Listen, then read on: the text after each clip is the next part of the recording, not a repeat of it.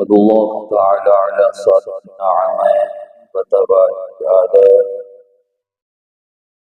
ونستزيده سبحانه وتعالى من فضله ونسأله العون والسداد ونصلي على صفوة أنبياء وخاتم رسل وأصفياء وعلى آله وصحبه ومن اتبع هديه إلى يوم الدين وبعد فأعوذ بالله من الشيطان الرجيم بسم الله الرحمن الرحيم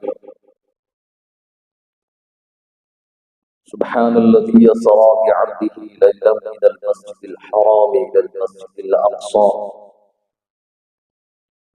الذي باركنا حوله لنريه من آياتنا إنه هو السميع البصير آمنت بالله صدق الله العظيم وبلغنا رسوله النبي الأمين الدين الكريم ونحن على ذلك لمن الشاهدين والشاكرين والحمد لله رب العالمين. آئیے کچھ عرض معروف سے قبل عقیدت و احترام کے ساتھ درود پاک کا ہدیہ پیش کریں اور پڑھیں. اللهم صل على سيدنا وشفيعنا نبينا ومولانا محمد وبارك وسلم صلاة وسلاما عليك يا رسول الله صلاة وسلاما عليك يا رسول الله صلى الله تعالى عليه وسلم. غوث اعظم بمنے بے سر و ساما مدد قبلہ دین مدد کعبہ ایمان مدد بگردہ بے بلا افتاد کشتی ضعیفان شکستہ رہد کشتی بحق خواجہ عثمان حارونی مدد دنیا معین الدین چشتی. یہ ماہ مبارک جو ہمارے اور آپ کے درمیان روا ہے رجب شریف کا مہینہ ہے. ابھی 2-3 روز کے بعد یعنی پیر کا دن گزار کر جو شب آئے وہ مقدس شب ہے. اس شب میں ہمارے نبی صلی اللہ تعالی علیہ وسلم نے اپنے رب کا دیدار فرمایا. شب معراج ہے کہ جس کا ذکر قرآن شریف کی آیت شریفہ سبحان الذی اسری بعبدہ لیلا من المسجد الحرام الی آخر الآیہ کہ وہ جو سفر جسے سفر معراج کہتے ہیں اس کا کچھ حصہ اس آیت شریفہ میں مذکور ہے. مسجد حرام سے مسجد اقصی تک وہ جو خاص سفر ہوا رات کے ایک ادنا حصہ میں جسم و جسمانیات کے ساتھ عالم بیداری سوتے ہوئے خواب میں نہیں جاگتے ہوئے سرکار اپنے نورانی جسم کے ساتھ رات کے مختصر سے حصے میں آپ فرشتگان اعظام کی جھومٹ میں اللہ رب العزت نے اپنے محبوب کو مسجد حرام سے مسجد اقصی پھر وہاں آپ نے انبیاء کرام علیہ السلام کی امامت فرمائی پھر وہاں سے آپ ساتوں آسمان کی سیر کے لیے آپ نے جنت کا مشاہدہ فرمایا. آپ نے جہنم کو بھی دیکھا اور پھر آپ لامکان پر تشریف لے گئے. اس کے بعد پھر آپ اس خاص مکان میں تشریف لے گئے جہاں جس کو مکان بھی نہیں کہہ سکتے جسے لامکان کہتے ہیں. وہاں تشریف لے گئے اور آپ نے اپنے ماتھے کی نگاہ سے بیداری کے عالم میں اپنے رب کا دیدار فرمایا. اسی کو معراج مصطفیٰ کہا جاتا ہے. تو مسجد حرام سے مسجد اقصی تک کا جو سفر ہے یہ تو قرآن کی نص سے ثابت ہے. اگر کسی نے اتنے سفر کا انکار کر دیا تو وہ قرآن کا انکار کر دیا اور پھر وہ کافر اگر کوئی ایسا کرے کیونکہ وہ قرآن کا نص. پھر اس کے آگے کا جو سفر ہے اور جو واقعات ہے اور اس کے آگے کے جو قصص بیان کیے گئے وہ سب احادیث صحیحہ میں مذکور ہے. وہ سب آقا کریم صلی اللہ تعالی علیہ وسلم کے احادیث مبارکہ سے ثابت. تو یہ سفر معراج یہ واقعہ معراج انشاءاللہ۔ اور یہ معراج جو یہ ہمارے نبی صلی اللہ تعالی علیہ وسلم کے بے شمار خصائص خصوصیات میں سے ایک خصوصیت کہتے کسے؟ خصوصیت کا مطلب یہ ہوتا ہے کہ جو ایک کے اندر ہو اور دوسرے کے اندر نہ ہو، ورنہ پھر وہ خصوصیت ہی نہیں۔ اگر کئی ایک کے اندر ہو پھر وہ خصوصیت کہا ہے، وہ خاصہ کہا ہے، وہ خاصہ نہیں، وہ عامہ ہو جائے۔ خصوصیت کہتے ہیں جو کسی ایک فرد کے اندر ہو اور دوسرے کے اندر وہ چیز پائی نہ جائے۔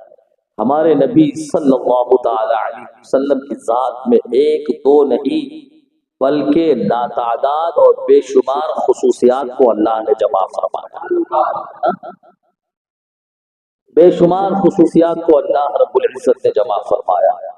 انہی بے شمار خصوصیات میں سے ایک خصوصیت معراج ہے، جو صرف اور صرف آپ کے حصے میں یہ خصوصیت آئی، آپ کے علاوہ کسی نبی رسول کو یہ مقام و مرتبہ حاصل نہیں۔ اب ظاہر سی بات ہے، مقام خاص عطا کرنا، خصوصیت سے نوازنا یہ ہر کسی کے لیے نہیں ہوتا ہے، بلکہ مقام خاص کسی خاص کو ہی عطا کیا جاتا ہے۔ ہمارے نبی صلی اللہ تعالی علیہ وسلم اللہ رب العزت کے سب سے خاص ہے، سب سے خاص۔ کتنے خاص ہے؟ حضرت ابراہیم علیہ السلام ہے، اللہ رب العزت کے بڑے جلیل القدر نبی کا نام ابراہیم، ان کے بارے میں قرآن میں رب نے فرمایا وَاتَّخَذَ اللَّهُ إِبْرَاهِيمَ خَلِيلًا، کہ اللہ نے ابراہیم کو خلیل بنایا۔ خلیل کہتے ہیں کس کو؟ دوست کو، لیکن عام دوست کو خلیل نہیں کہا جاتا ہے۔ دوست کو خلیل کہتے ہیں لیکن ہر کوئی دوست خلیل نہیں ہوا کرتا، بلکہ خلیل کا مطلب ہوتا ہے جو اپنے دوست کے علاوہ غیر سے بالکل قطع تعلق کر لے، اور وہ ایسا محب ہو کہ اپنے محبوب کی محبت میں کوئی خلل پسند ہی نہ کرے، کہ کوئی اس کے اور محبوب کے درمیان رکاوٹ بنے، ایسے کو خلیل کہا جاتا ہے۔ اللہ رب العزت نے یہ مقام و مرتبہ حضرت ابراہیم علیہ السلام کو عطا فرمایا، اور رب نے فرمایا وَاتَّخَذَ اللَّهُ إِبْرَاهِيمَ خَلِيلًا، کہ میں نے ابراہیم کو اپنا خلیل بنایا۔ یہ مقام و مرتبہ حضرت ابراہیم علیہ السلام کو، تو پھر ہمارے نبی صلی اللہ تعالی وسلم کا کیا حال ہوگا؟ آپ کا کیا مقام و مرتبہ ہوگا اپنے رب کی بارگاہ میں؟ تو اللہ رب العزت نے حضرت ابراہیم علیہ السلام کو تو اپنا خلیل بنایا ہی، ہمارے نبی صلی اللہ تعالی علیہ وسلم ارشاد فرماتے ہیں کہ جس طرح اللہ نے ابراہیم کو خلیل بنایا، اسی طرح مجھے بھی اپنا خلیل بنایا۔ اور آپ نہ صرف خلیل ہیں، آپ نہ صرف خلیل ہیں، بلکہ آپ کی شان یہ ہے کہ آپ اللہ کے خلیل بھی ہیں اور آپ اللہ کے حبیب بھی ہیں۔ سبحان اللہ۔ حضرت ابراہیم علیہ السلام وہ تو صرف خلیل ہے، خلیل اللہ ہے، اور آپ کی شان کیا ہے کہ آپ خلیل اللہ بھی ہیں اور آپ حبیب اللہ بھی ہیں، اللہ کے حبیب۔ اب یہاں پر یہ بات کہ خلیل اور حبیب ان دونوں میں امتیاز کیسے کیا جائے، کہ دونوں میں کچھ موازنہ ہو، کچھ فرق ہو جائے، کہ خلیل کسے کہتے ہیں، حبیب کسے کہتے ہیں، تو کہیں اور جانے کی ضرورت نہیں ہے، آئیے قرآن میں تلاش کرتے ہیں کہ مقام خلیل کیا ہے اور مقام حبیب کیا ہے۔ خلیل اور حبیب کے درمیان اگر ہمیں فرق کرنا ہو تو ہم کیسے فرق کریں؟ آئیے قرآن سے پوچھتے ہیں۔ درود پاک پڑھیں، اللہم صلی علی سیدنا و شفیعنا و نبینا و مولانا محمد و بارک وسلم، صلاۃ و سلام علیک یا رسول اللہ صلی اللہ تعالی علیہ وسلم۔ کہنے والے کہتے ہیں کہ قرآن شریف کے اندر محبت کی بات ہی نہیں، اللہ رسول کے محبت کی بات ہی نہیں۔ آئے ذرا دیکھیں، چشم بینا ہٹا کر ذرا اپنی بصیرت دونوں کے ساتھ قرآن کا مطالعہ تو کرے۔ وہ کہا نا کسی کہنے والے نے، آنکھ والے تیرے جوبن کا تماشا دیکھے، دیدہ کور کو کیا آئے نظر کیا دیکھے۔ یہ حضرت ابراہیم علیہ السلام ہے۔ اللہ رب العزت کی بارگاہ میں دعا فرما رہے ہیں وَلَا تُخْزِنِي يَوْمَ يُبْعَثُونَ يَوْمَ لَا يَنفَعُ مَالٌ وَلَا بَنُونَ۔ رب کی بارگاہ میں دعا فرما رہے ہیں مولا بروز قیامت کہ جس دن نہ مال کام آئے گا نہ بیٹے کام آئیں گے. ولا تخزنی، مولا اس دن ہمیں رسوا نہ کرنا، مولا اس دن مجھے رسوا نہ کرنا. رسوائی سے بچنے کی دعا کر رہے ہیں کون؟ جو خلیل ہے وہ، اور جو حبیب ہے ان کا کیا مقام ہے؟ ان کا مقام یہ ہے کہ رب ان کے بارے میں فرما رہا ہے یوم لا یخزی اللہ النبی والذین آمنوا معہ. رب اپنے حبیب کے بارے میں فرما رہا ہے کہ قیامت کے دن اللہ رب العزت اپنے محبوب کو اور ان کے ساتھ جو ان کے صحابہ ہے ان کو رسوا نہیں فرمائے. جو خلیل ہے رسوائی سے بچنے کی دعا کرے، رسوائی سے بچنے کی تمنا کرے، اور جو حبیب ہے ان کے بارے میں رب کا اعلان ہو رہا ہے کہ محبوب اللہ تمہیں قیامت کے دن رسوا نہیں فرمائے گا، اور نہ صرف تمہیں والذین آمنوا معہ بلکہ جو تمہارے ساتھ ایمان لائے اللہ انہیں بھی رسوائی سے بچا لے گا. تو یہ فرق ہے خلیل اور حبیب کا. فرق دیکھیں کہ خلیل دعا کرے مولا رسوائی سے بچا لے، اور حبیب وہ ہے جس کے لیے بشارت ہو کہ محبوب حبیب ہم تمہیں بھی رسوائی سے بچائیں گے، اور جو تمہارے ماننے والے ہیں انہیں بھی رسوائی سے بچائیں گے. تو یہ فرق سمجھ میں آیا خلیل اور حبیب کے درمیان فرق. اب آئیے اور قرآن کی آیت شریفہ دیکھتے ہیں.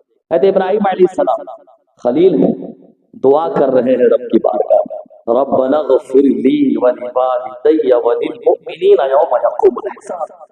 اے ہمارے رب مجھے بخش دے، میرے والدین کو بخش دے، اور مومنوں کو بخش دے. یعنی خلیل وہ ہے جو رب کی بارگاہ میں خود بخشش کی آرزو کرے، خود بخشش کی آرزو کرے. یہ ابراہیم علیہ السلام ہے جو خلیل اللہ ہے، رب کی بارگاہ میں اپنے والدین کی بخشش کی آرزو کر رہے ہیں. اور حبیب کی شان کیا ہے؟ قرآن کہہ رہا ہے وَاسْتَغْفِرْ لِذَنْبِكَ وَلِلْمُؤْمِنِينَ وَالْمُؤْمِنَاتِ. خلیل خود آرزو کرے، اور حبیب وہ ہے جس کی شان یہ ہے کہ رب خود فرمائے اے میرے محبوب تم اپنے خاص لوگوں کے لیے اور مومنین کے لیے اور مومنات کے لیے مجھ سے مغفرت طلب کرو. خلیل اپنی مغفرت کی تمنا کر رہا، اور حبیب کی شان یہ ہے کہ رب فرما رہا ہے محبوب آؤ مجھ سے اپنے خاصوں کے لیے، مومنوں کے لیے، مومنات کے لیے مغفرت طلب کرو. تو یہ فرق ہے خلیل میں اور حبیب میں. اچھا ایک اور فرق آپ دیکھیں، سب قرآن کی آیت شریفہ ہے کہ خلیل وہ ہے جو مغفرت کی تمنا کرے، مغفرت کی آرزو کرے، اور اس کے بعد اپنی دعا کی قبولیت کی التجا بھی کرے. ربنا وتقبل دعا. یہ حضرت ابراہیم علیہ السلام جو رب کی بارگاہ میں دعا فرما رہے ہیں مولا میری دعا کو قبول فرما لے، میری دعا کو قبول فرما لے. اپنی کی ہوئی دعا کی قبولیت کی گہار لگا رہے ہیں رب کی بارگاہ میں. کون؟ وہ جو اللہ کے خلیل ہے اور جو اللہ کے حبیب ہے. ان کی شان کیا ہے؟ ان کی شان یہ ہے کہ رب خود ان سے فرما رہا ہے ادعونی استجب لکم. اے میرے حبیب تم دعا کرو میں تمہاری دعاؤں کو قبول کروں گا. تم دعا کرو میں تمہاری دعاؤں کو قبول کروں گا. تو یہ ہے خلیل اور حبیب کا فرق. حضرت ابراہیم علیہ السلام خلیل اللہ ہے، اللہ کی بارگاہ میں ان کا بڑا مقام و مرتبہ ہے، رب کے بڑے چہیتے ہیں. لیکن ہمارے نبی صلی اللہ تعالی علیہ وسلم وہ نہ صرف خلیل ہیں، نہ صرف اللہ کے دوست ہیں، بلکہ آپ کی شان یہ ہے کہ آپ خلیل کے ساتھ ساتھ اللہ کے حبیب بھی ہے. ایک اور فرق آپ جانیں کہ خلیل وہ ہے جو رب کی بارگاہ میں التجا کرے وقال انی ذاہب الی ربی سیہدین. رب کی بارگاہ میں حضوری کی تمنا کرے، رب کی بارگاہ میں حضور کی خواہش کرے، رب کی بارگاہ میں حاضری کی تمنا کرے. اور حبیب وہ ہے جس کی شان میں رب خود فرمائے سبحان الذی اسری بعبدہ لیلا من المسجد الحرام الی المسجد الاقصی. خلیل رب کی بارگاہ میں حاضری کی تمنا کر رہا ہے، اور حبیب وہ ہے جسے رب خود اپنی بارگاہ میں بلا کر اپنا دیدار عطا فرما رہا ہے. تو یہ ہمارے نبی صلی اللہ تعالی علیہ وسلم کی شان ہے، آپ کی شان کہ جو تمام انبیاء کرام علیہ السلام کی ذات میں فردن کمالات اور خصوصیات دیے گئے وہ سب کے سب آپ کی ذات میں اللہ نے جمع فرمایا. وہ سب کے سب آپ کی ذات میں رب نے جمع فرما دیا. اس طرف جاؤں گا انشاءاللہ اس سے قبل. واقعہ معراج یہ ہے، واقعہ جو معراج پیش آیا میرا کہ اللہ نے اپنے محبوب کو اپنا دیدار کرایا، جنت و جہنم کا مشاہدہ فرمایا، آسمان کی سیر کرایا، یعنی اپنے محبوب کو خوش کیا. اپنے محبوب کو خوش کیا. کیوں خوش کیا؟ کیونکہ محبوب رنجیدہ تھے، محبوب کبیدہ خاطر تھے، محبوب کو تکلیف پہنچ چکی تھی، محبوب کا دل ٹوٹ چکا تھا، محبوب پریشان و مضطرب تھے. تو اللہ رب العزت نے اپنے محبوب کو خوش کرنے کے لیے یہ مقدس سفر پر بلایا، یہ مقدس سفر پر بلایا. یہ کس سال کا واقعہ ہے معراج؟ یہ جس سال ام المومنین حضرت خدیجہ الکبریٰ رضی اللہ تعالی عنہ آپ کا وصال ہوا، اور اسی سال آپ کے چچا جناب ابو طالب ان کا بھی انتقال ہوا. تو یہ وہ سال تھا جسے آپ نے عام الحزن نام دے دیا، یعنی غم کا سال. اور اتنی غمخوار بیوی اور غمخوار چچا، ان کی جدائی ہوئی ہے، ساتھ ہی کفار و مشرکین کی طرف سے طرح طرح کے آلام و مصائب. آپ بالکل مضطرب پریشان ہو گئے تھے. اسی اضطرابی اور پریشانی کیفیت کے بعد اللہ رب العزت کو آپ کی حالت زار پر بڑا رحم آیا، اور رب نے آپ کے لیے اس خاص سفر کا اہتمام فرما دیا، اور رب نے آپ کو اپنے قرب خاص میں بلا دیا. یہ ہے واقعہ معراج کا پس منظر. اور اللہ رب العزت اپنے محبوب صلی اللہ تعالی علیہ وسلم کی رضا چاہتا ہے، اپنے محبوب کی رضا چاہتا ہے. اور کس طرح چاہتا ہے؟ اما عائشہ صدیقہ رضی اللہ تعالی عنہ، چونکہ وہ آقا کریم صلی اللہ تعالی علیہ وسلم کی صحبت میں ہمیشہ رہتے، سرکار کی صحبت میں رہتی تھی، وہ خود فرماتی ہے، آقا کریم صلی اللہ تعالی علیہ وسلم کی بارگاہ میں عرض کرتی ہے، یا رسول اللہ صلی اللہ تعالی علیہ وسلم، آپ کا رب آپ کو کتنا محبوب رکھتا ہے، آپ کو کتنا چاہتا ہے کہ میں دیکھتی ہوں کہ آپ کی خواہش نہیں ہوتی ہے کہ آپ کا رب اسے پورا فرما دے.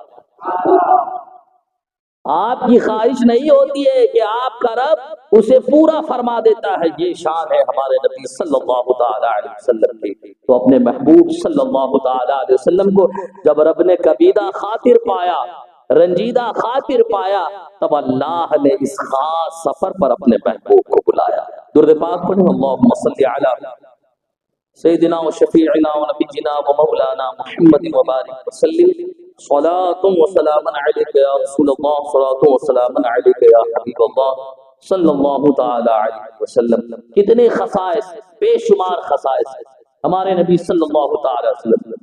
اور دیگر انبیاء کسی ایک قوم کی طرف مبعوث ہوئے، ایک قوم انسان، لیکن ہمارے نبی صلی اللہ تعالی علیہ وسلم کسی ایک قوم کی طرف نہیں، بلکہ اللہ رب العزت نے اپنے محبوب کو پوری مخلوق کی طرف مبعوث فرمایا. تمام مخلوقات الہیہ آپ سب کے نبی ہیں، اور دیگر انبیاء اکرام علیہ السلام کسی ایک قوم میں مبعوث فرمائے گئے، کسی ایک قوم کے نبی تھے. لیکن آپ اللہ کی جتنی مخلوقات ہے، اب وہ انسان ہو، چاہے جنات ہو، چاہے فرشتے ہو، حیوانات ہو، جمادات ہو، نباتات ہو، کائنات کے ذرے ذرے جتنے ہیں، اللہ رب العزت نے اپنے محبوب صلی اللہ تعالی علیہ وسلم کو ان سب کا نبی بنا کر مبعوث فرمایا. قرآن شریف کی آیت شریفہ ہے، کئی ایک متعدد آیت شریفہ، وما ارسلناک الا کافۃ للناس، محبوب ہم نے آپ کو تمام لوگوں کے لیے رسول بنایا. اب وہ تمام لوگوں میں، تمام انسانوں میں سب آ گئے، اولین آخرین سب آ گئے، عام خاص سب آ گئے، حتیٰ کہ جتنے بھی انبیاء تشریف لائے، جتنے رسولان عظام تشریف لائے، آپ ان سب کے بھی نبی ہیں. سبحان اللہ. آپ حضرت عیسیٰ علیہ السلام کے بھی نبی، حضرت موسیٰ علیہ السلام کے بھی نبی، حضرت زکریا کے بھی نبی، حضرت یحییٰ کے بھی نبی، حضرت نوح کے بھی نبی، اور حضرت آدم علیہ السلام کے بھی نبی. اسی لیے تو آپ کو نبی الانبیاء کہا جاتا ہے، آپ کو سید الانبیاء کہا جاتا ہے. یہ کمالات ہے ہمارے نبی صلی اللہ تعالی علیہ وسلم کا. اور دوسری آیت شریفہ رب فرما رہے قرآن میں، قل یا ایھا الناس انی رسول اللہ الیکم جمیعا، اے محبوب آپ فرما دو، اے لوگوں میں تم سب کی طرف رسول بنا کر بھیجا جاتا ہوں. اب آئیے حدیث پاک کی طرف. سرکار فرماتے ہیں، یہاں تو سب لوگوں کی بات ہے، صرف انسان کی بات ہے نا. سرکار فرماتے ارسلت الی الخلق کافہ، اللہ نے مجھے تمام مخلوق کا رسول بنا کر بھیجا ہے. اب تمام مخلوق میں صرف انسان ہی نہیں بلکہ کائنات کا ذرہ ذرہ یہ اللہ کی مخلوق ہے، اور ہمارے نبی صلی اللہ تعالی علیہ وسلم کائنات کے ذرے ذرے کے نبی ہیں. سبحان اللہ. اسی لیے تو جب آپ نے پتھر سے حکم دیا تو پتھر نے کلمہ پڑھ لیا، درخت کو بلایا تو درخت آپ کی بارگاہ میں حاضر ہو. تو یہ ہمارے نبی صلی اللہ تعالی علیہ وسلم کی شان ہے. اور علماء لکھتے ہیں کہ ہمارے نبی صلی اللہ تعالی علیہ وسلم جس طرح تمام مخلوق کے نبی ہے، اسی طرح تمام مخلوق پر ہمارے نبی صلی اللہ تعالی علیہ وسلم کی اطاعت و فرما برداری فرض ہے. تمام مخلوق پر، اب وہ کوئی بھی ہو، انسان ہو، جنات ہو، فرشتے ہو، کنکر ہو، پتھر ہو، پیڑ ہو، پودے ہو، ہریالی ہو، جو کچھ اللہ کی مخلوق ہے، ان سب پر ہمارے نبی صلی اللہ تعالی علیہ وسلم کی اطاعت فرض و واجب ہے. یہ شان ہے ہمارے نبی صلی اللہ تعالی علیہ وسلم کی. خود کئی موقع پر آپ نے فرمایا، کئی دفعہ آپ نے فرمایا فضلت باربع، اللہ رب العزت نے ہمیں 4 چیزوں کے ذریعے فضیلت عطا فرمائی. کہیں آپ نے فرمایا فضلت بخمس، کہیں آپ نے فرمایا فضلت بست، کہ اللہ نے مجھے 5 چیزوں کے ذریعے فضیلت عطا فرمائی. کسی موقع پر آپ نے فرمایا اللہ نے مجھے 6 چیزوں کے ذریعے فضیلت عطا فرمائی. مطلب میری ذات میں وہ 6 کمالات ایسے ہیں، 6 خصائص ایسے ہیں، وہ 5 خصوصیات ایسے ہیں جو میرے علاوہ کسی نبی کے اندر نہیں، جو میرے علاوہ کسی نبی کی ذات میں اللہ نے ان چیزوں کو جمع نہیں فرمایا. اور کسی مختلف روایات ہے، کسی روایت کے اندر آپ فرماتے ہو اعطیت بخمس لم یعطہن احد من قبلی، کہ اللہ نے مجھے 5 ایسی چیزیں عطا فرمائی ہے کہ جو مجھ سے پہلے کسی کو اللہ نے عطا نہیں فرمایا. اور کما قال علیہ الصلوۃ والسلام، اس طرز کی بے شمار روایات ہیں جو احادیث مبارکہ کے کتب میں موجود ہیں. کہیں آپ نے 4 فرمایا، کہیں 5 فرمایا، کہیں 6 فرمایا. اس کا کیا مطلب ہے؟ اب آئیے مجدد دین و ملت سیدی سرکار اعلی حضرت رضی اللہ تعالیٰ عنہ کی بارگاہ میں کہ اس کا فلسفہ سمجھتے ہیں، اس کا کیا مفہوم اور کیا مطلب ہوا.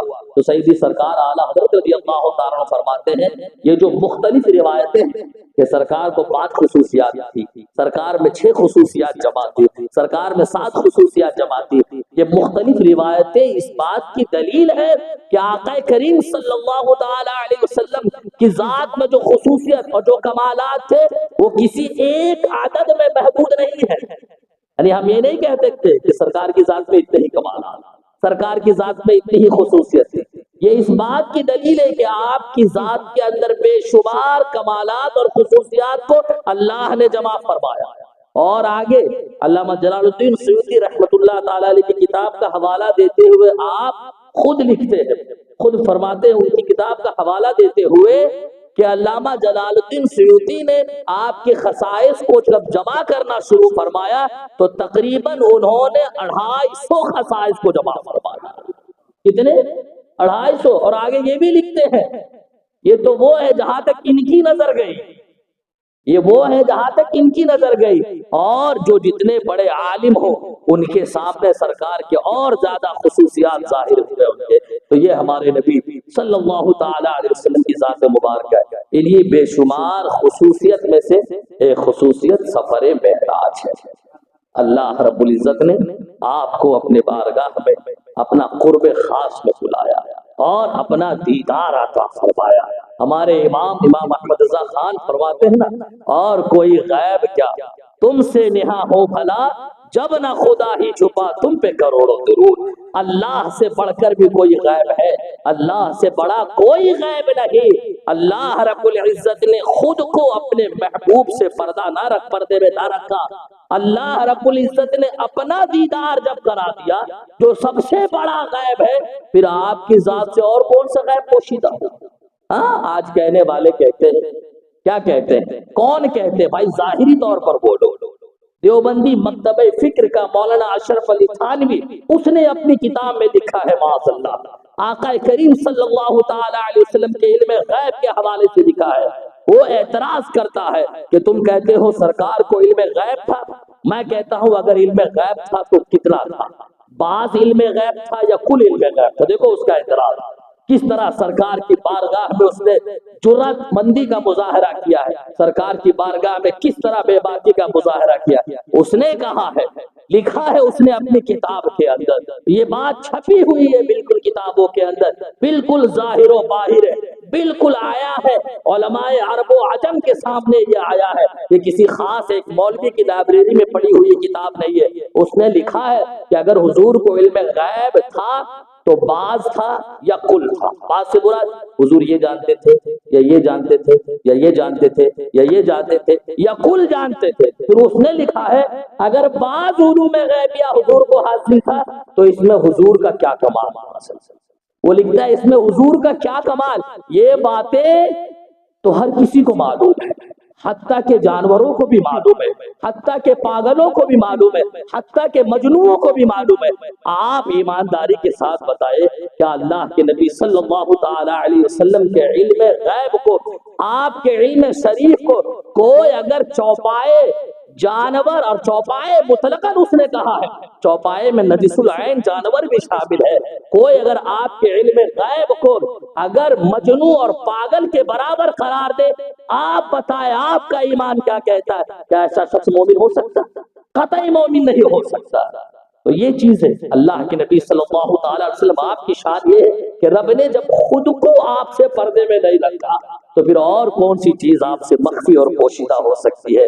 اسی لیے ہمارا عقیدہ ہے اور کوئی غیب کیا تم سے نہا ہو بھلا، جب نہ خدا ہی چھپا تم پہ کروڑوں درود، بلغ العلا بکمالہ کشفت دجا بجمالہ حسنت جمیع خصالہ صلو علیہ وآلہ۔ اللہ رب العزت کی بارگاہ میں دعا ہے مولا عز و جل ہمارے عقائد و ایمان کی حفاظت فرمائے، عقائد حقہ پر ہمیں موت نصیب فرمائے، دارین کی سعادتوں سے ہم سبوں کو مالا مال فرمائے۔ السلام علیکم ورحمۃ اللہ تعالی وبرکاتہ۔